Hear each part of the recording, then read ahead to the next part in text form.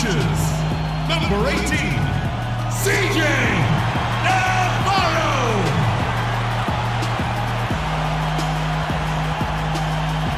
The other forward, 6 feet 10 inches, number 2, Clarice Navarro.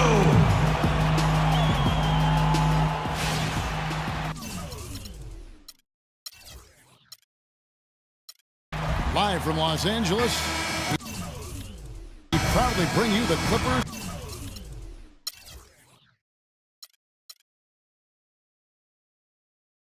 at the Staples Center. Here we go.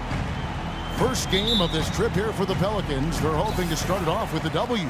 Well, they come into every game with confidence, and this game is no different. Two elite teams put each other to the test, certainly, every time they meet. A lot on the line in this one, though.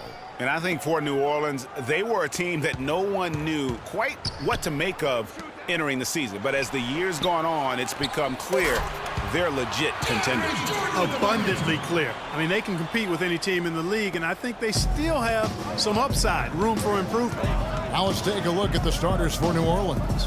Evans and Davis, the forward tandem. Holiday at the 1 with Gordon at the 2. And it's Ajinça in at the 5 spot.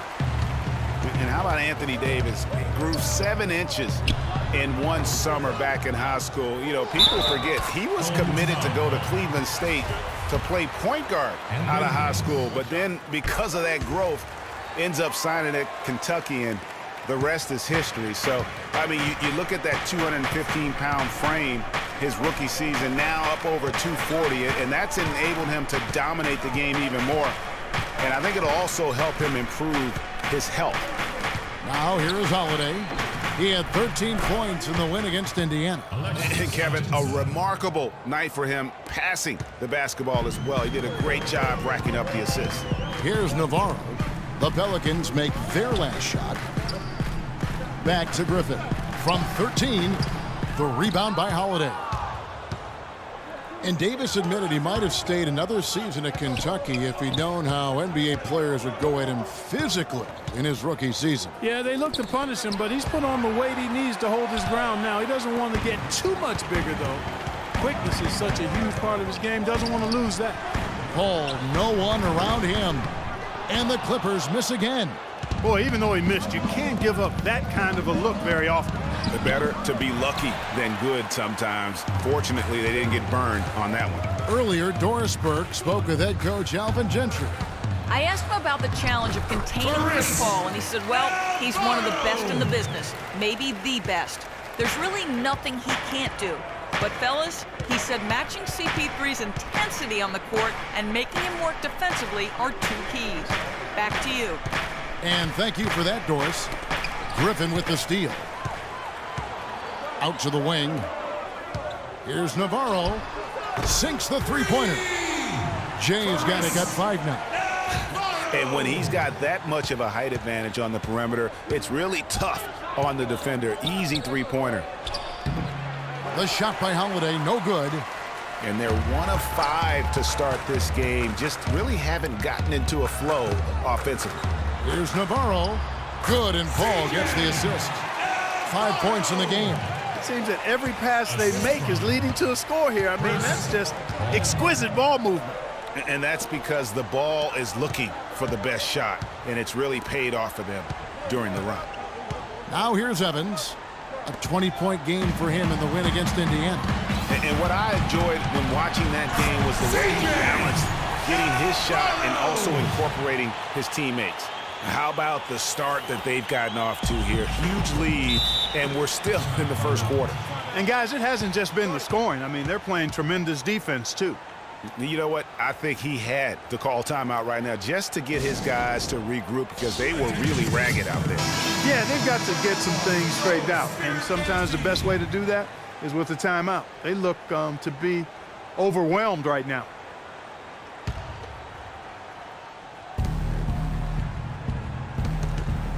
Now here's Gordon. Tight defense on him. Here's Holiday. Takes the 12-footer and hits. Holiday's got his first points in this one. Nice pass. He got the ball right into his teammate's shooting pocket. On time and on target. Pass to Navarro. And we're just over 3.5 minutes into the first quarter, and the foul called on Anthony Davis. That'll be his second foul of the game. Already his second foul. He's in danger of getting into serious foul trouble early in this game. Anderson, he's checked in for Davis.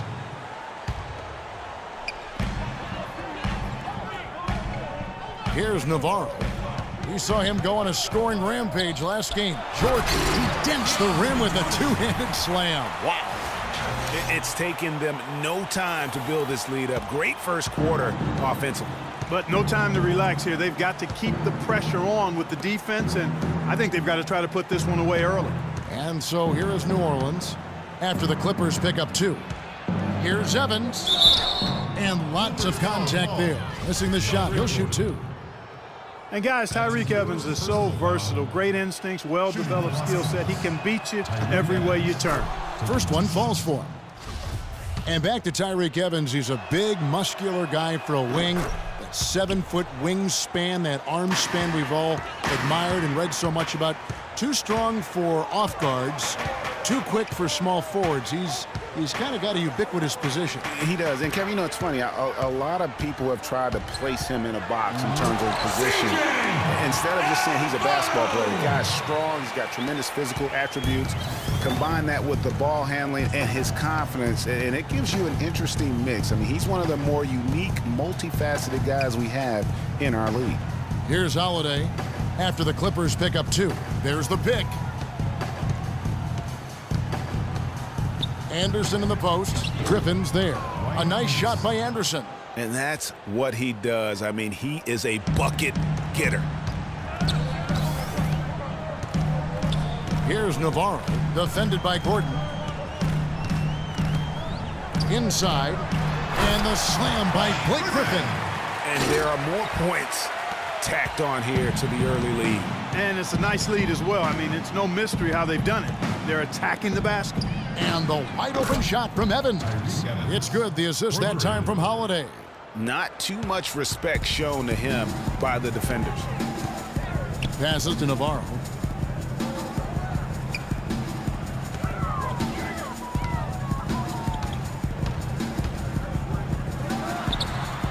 Again, Los Angeles. And he's starting to show that killer instinct this quarter, looking to extend the lead. Holiday goes in. And that one's good. The shooting percentage is really solid so far, fellas. Good start to this game for him. Here's Navarro, defended by Gordon. And it's going to be a 3-second call. In a moment here, let's check out the numbers for Jordan. He's been dominant over the last month. First in shooting percentage, second in blocks, and he's an elite glass eater, a factor inside among the top 10 in rebounds per game. Yeah, and you're right. He's been the pinnacle of scoring efficiency. Never seems to take a bad shot. Catching up on the changes for New Orleans. Omer Asher, he's checked in for Alexis Ajinça. Butler comes in for Eric Gordon. And Cole subbed in for Drew Holiday. Here's Cole. He's averaging just around 8.5 points a game. Just 5 to shoot, and it's blocked. And there's the pass to Navarro.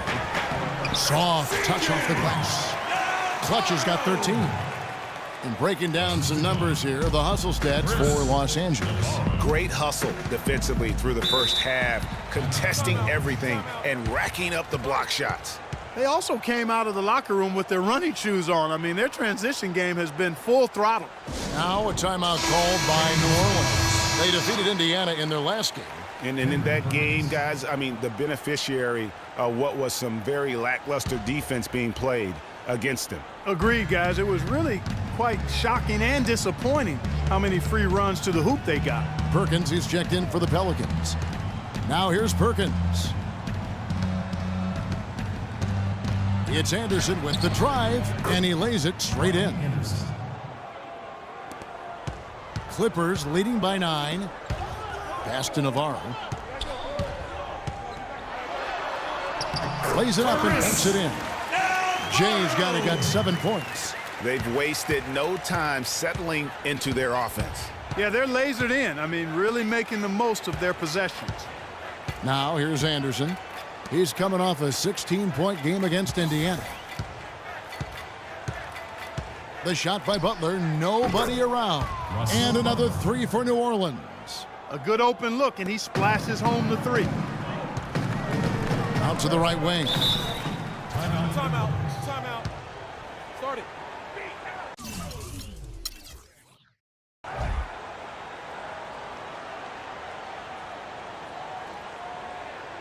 And the Clippers decide to take their first timeout here. They defeated Charlotte in their last game. And really the signature of that game was what they were able to do from a defensive standpoint, particularly on the low post. Yeah, they were up in the air an awful lot in that paint area, getting their hands on shots, a lot of them, but if they didn't block them or touch them, they actually changed them. And so it's New Orleans with it after the basket by Los Angeles. Hands with the ball out of bounds. Jordan touched it last. And now here's a quick peek at the best rookie free throw shooters over the course of the past month. Well, you look at Jay, the best in the NBA. You put him on the line and it's nearly automatic. And of course, Clutch, also absolutely fantastic from the free throw line. And they're both just fundamentally sound. And their success at the free throw line, I think, bears that out. Yeah, and it's something you've got to work on, though, Greg. We can't discount that piece of the equation. Quite frankly, a lot of rookies have too much other stuff to deal with. But these two are zeroed in. Los Angeles leading by 10. The drive by Paul. Picked by Griffin. Now here's Paul, guarded closely. Navarro, the pass to Griffin. Lets it go from 14.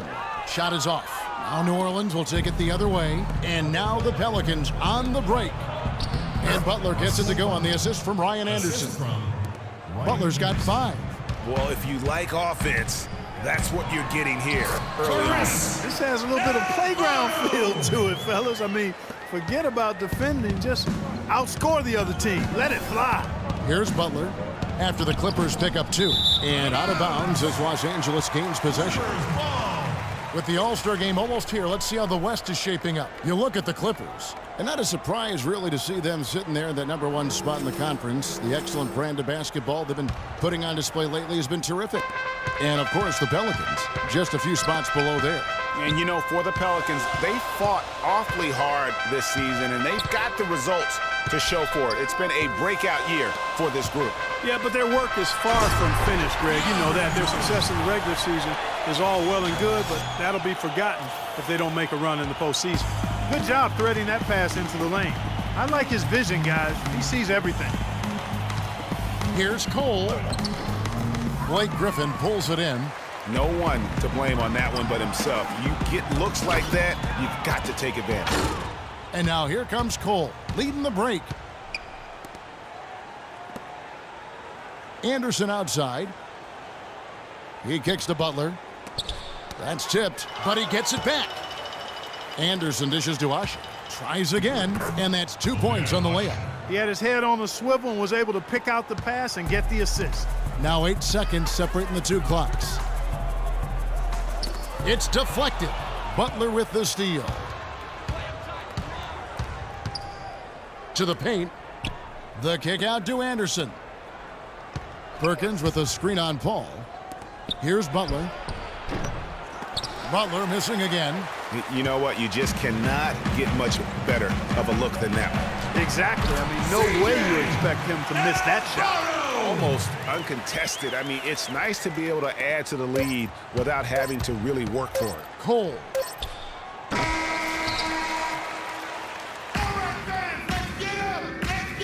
And Clippers head coach Doc Rivers told us earlier he wants to.